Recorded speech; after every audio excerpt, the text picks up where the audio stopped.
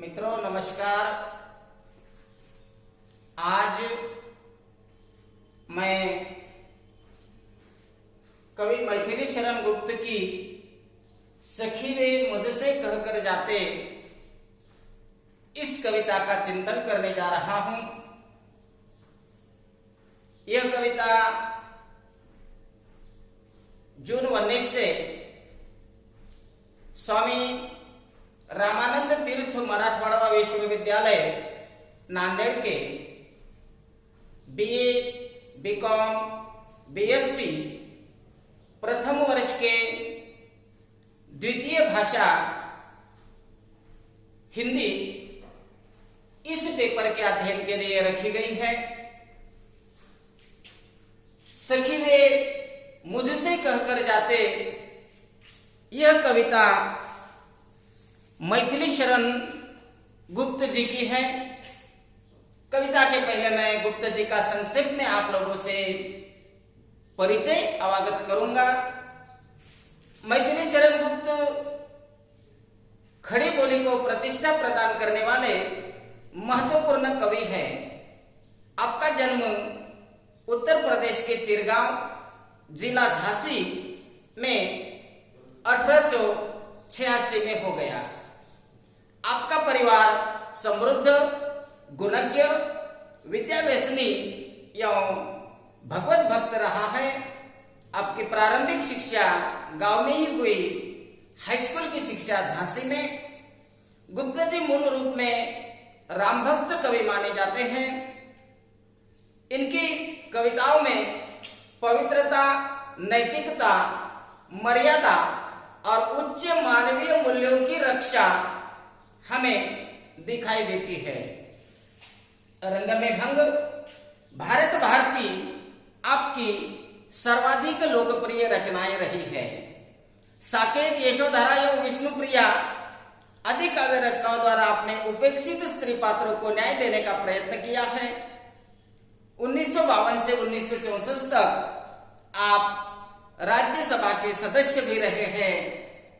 मंगला परिषद पारितोषिक, साहित्य वाचस्पति एवं पद्म भूषण उपाधि से आपको सम्मानित भी किया गया है। और गुप्त जी का निधन 1963 में हो गया। भारतीय साहित्य में जो भी उपेक्षित पात्र है, ऐसे पात्रों को न्याय देने का कार्य मैथिली शरण जी गुप्त ने किया है। विष्णुप्रिया, उसके बाद साकेत में उर्मिला का चित्रण। रामायण का सबसे उपेक्षित पात्र अगर कोई है तो वह उर्मिला है। क्यों? क्योंकि शादी के पश्चात पत्नी को पति के साथ रहना सहयोग की बात है या जरूरी होता है, लेकिन भातृभक्ति के कारण लखन भैया अपने बड़े भाई के साथ वनवास में चले गए और 14 साल तक ये जो पीड़ाएं हैं वह सहनी पड़ी उर्मिला को। ठीक उसी प्रकार सखी वे मुझसे कहकर जाते इस कविता में यशोधरा का दर्द चित्रित किया गया है। महात्मा गौतम बुद्ध जी ने जीवन के 3 सत्यों को जाना। वह है जरा, मृत्यु और दुख। इन तीनों सत्यों को जानने के बाद उन्होंने सोच लिया कि यह संसार मिथ्या है, व्यर्थ है, मुझे ज्ञान साधना के लिए जाना है। और रात के 12 बजे अपना छोटा सा बच्चा राहुल तथा पत्नी यशोधरा को छोड़कर महात्मा गौतम बुद्ध ज्ञान साधना के लिए चले गए। जब वे ज्ञान साधना के लिए चले गए तो यशोधरा के मन को बहुत दुख हो गया और वह अपनी सखी से बताती है कि सखी वे मुझसे कहकर जाते, अगर मेरे पति ने मुझे पूरी तरह से पहचान लिया होता, मान लिया होता, जान लिया होता तो वे मुझसे कहकर जाते कि यशोधरा अब इस ये जीवन मुझे व्यर्थ लग रहा है किसी भी हालत में मुझे ज्ञान साधना के लिए जाना है, अगर ऐसा वे कहते तो मैं क्षात्र धर्म के नाते उनको कुमकुम लगाकर, टिक्का लगाकर उन्हें भेज देती।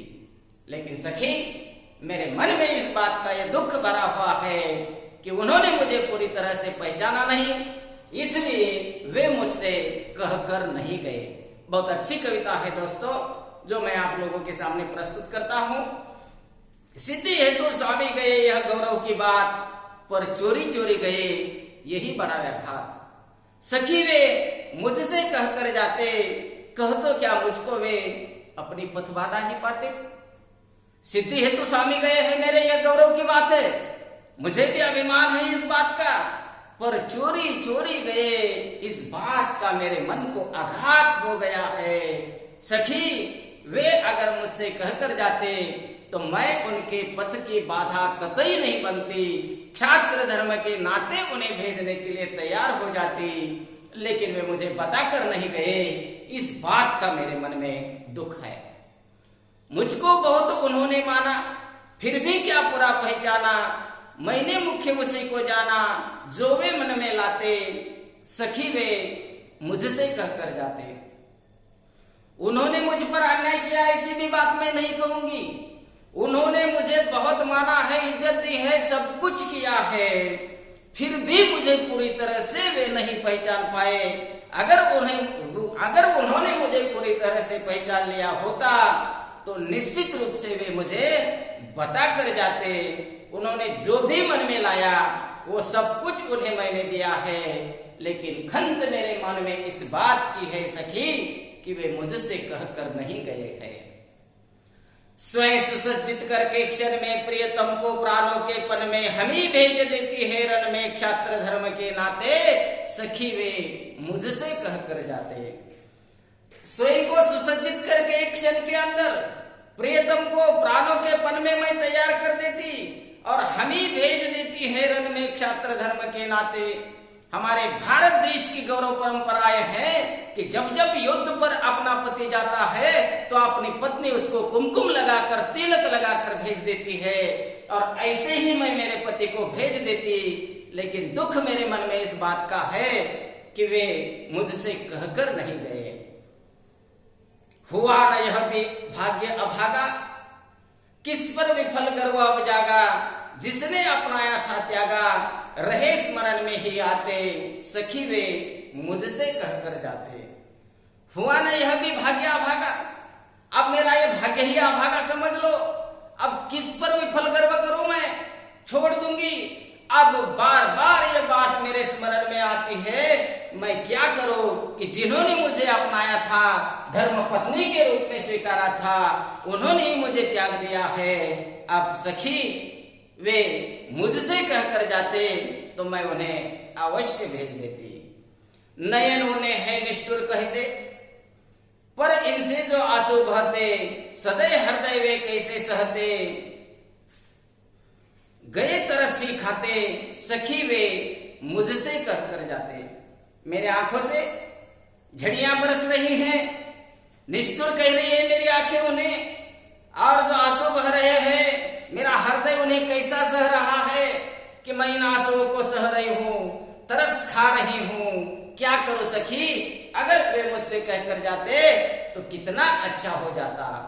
जाए सिद्धि वे पावे सुख से, दुखी न हो इस जन के दुख से, उपालम बधू मैं किस मुख से, आज अधिक वे भाते, सखी वे मुझसे कहकर जाते। वे गए सिद्धि पाने के लिए, गर्व की बात है, अभिमान की बात है कि मेरा पति कुछ न कुछ करने के लिए गया है। दुखी न हो इस जन के दुख से, और दुनिया का समस्त दुख देखकर वे दुखी नहीं होने चाहिए। उपालम बधू आप किस मुख से मैं उन्हें उपालम बधू, आज मुझे वो बहुत भा रहे हैं, उनकी याद मुझे सता रही है। सखी वे मुझसे कहकर जाते। अंतिम पंक्तियां दोस्तों, गए लौट भी वे आवेंगे, कुछ अपूर्व अनुपम लावेंगे, रोते प्राण उन्हें पावेंगे, पर क्या गाते गाते, सखी वे मुझसे कहकर जाते। अभिमान की बात है, गए हैं वे सिद्धि प्राप्ति के लिए, लौटकर भी आएंगे, कुछ नया लाएंगे, मेरे रोते हुए प्राण उन्हें फिर से पाएंगे, पर क्या गाते गाते नहीं, रोते रोते पाएंगे। मुझे मेरे मन में इस बात का एक दुख भरा हुआ है कि सखी वे मुझसे कहकर जाते, अगर मुझे बताकर चले जाते तो बहुत अच्छा हो जाता। दोस्तों, इस कविता का मैंने संक्षेप में चित्रण किया है। मैं प्राध्यापक डॉक्टर शंकर पजई, तोशनीवाल महाविद्यालय, सेनगांव। धन्यवाद।